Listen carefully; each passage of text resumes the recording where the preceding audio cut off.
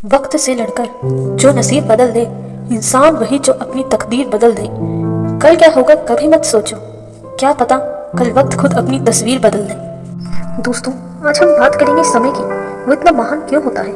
आखिर समय को इतना महान और बलवान क्यों बताया गया है? बिना समय आए निश्चित किया हुआ कार्य भी पूरा नहीं होता। समय के महत्व को हर किसी को स्वीकारना चाहिए। समय अनुसार लोगों को नौकरी मिलती है, समय अनुसार लोगों का विवाह होता है, लेकिन अगर समय नहीं हुआ तो कोई लाख प्रयास कर ले, कोई भी कार्य सिद्ध नहीं होता।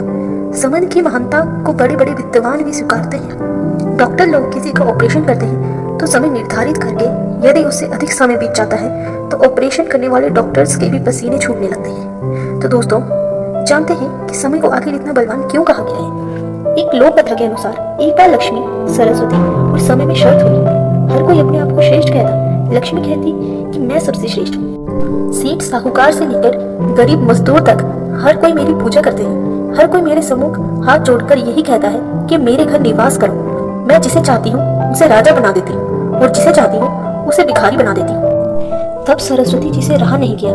वे बोली, मैं सबसे श्रेष्ठ हूँ, मैं ही बुद्धि हूँ, मैं ही ज्ञान हूँ। मैं जिसका साथ छोड़ देती हूँ उसकी गणना पागलों में होती है और जिसके साथ रहती हूँ वह बुद्धिमान और ज्ञानी कहा जाता है। मेरी कृपा जिस पर होती है वह अपनी बुद्धि के बल पर धनवान बन सकता है, किंतु तुम किसी को बुद्धिमान नहीं बना सकती, लेकिन बुद्धि से धन अर्जित किया जा सकता है। इसलिए मैं श्रेष्ठ हूँ। तब समय बोला, तुम सबसे श्रेष्ठ तो मैं हूँ, मैं समय हूँ, मैं हर किसी का प्रत्यक्षदर्शी गवाह हूँ। मैंने राम रावण युद्ध कराया, मैंने महाभारत कराया, बिना समय आए कुछ नहीं होता।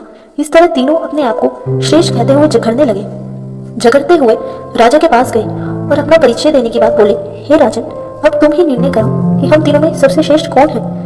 राजा बड़े दुविधा में पड़ गए। वे सोचने लगे कि यदि लक्ष्मी को श्रेष्ठ कहता हूँ तो सरस्वती रूठ जाएगी और सरस्वती को कहता हूँ तो लक्ष्मी रूठ जाएगी। राजा कोई निर्णय ना कर सके और दूसरे दिन फैसला सुनाने की बात कहकर दरबार बर्खास्त कर दिया और नगर में ढिंढोरा पिटवा दिया कि जो 3 दिनों के अंदर इसका परिणाम निकालेगा उसे बहुत इनाम दिया जाएगा।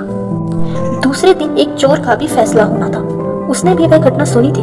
दूसरे दिन जब दरबार में चोर की पेशी हुई तो उसने राजा से कहा, हे राजन, लक्ष्मी, सरस्वती और समय का फैसला तो मैं चुटकी बजाते ही कर दूंगा।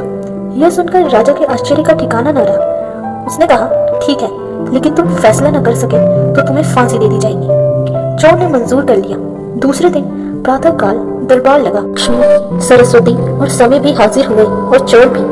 तब चोर ने कहा, महाराज, यह फैसला सुनाने के लिए मुझे कुछ देर के लिए सिंहासन पर बैठना होगा, अतः कुछ देर के लिए आप मेरी जगह पर आ जाएं और मैं आपकी जगह। राजा ने वैसे ही किया।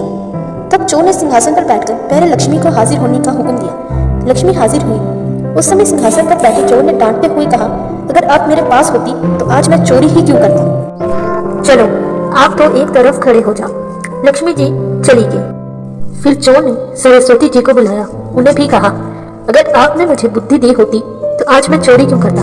वह भी सुनकर एक तरफ चली गई। फिर समय को बुलाया। समय हाजिर हुआ तो वह चोर सिंहासन से उठकर उसके पैरों पर गिर पड़ा और बोला, तुम महान हो। फिर राजा से बोला, देखो राजन, यह समय का ही चक्र है। मैं चोर होकर भी राजा की कुर्सी पर बैठा हूँ, इसलिए समय ही बलवान है।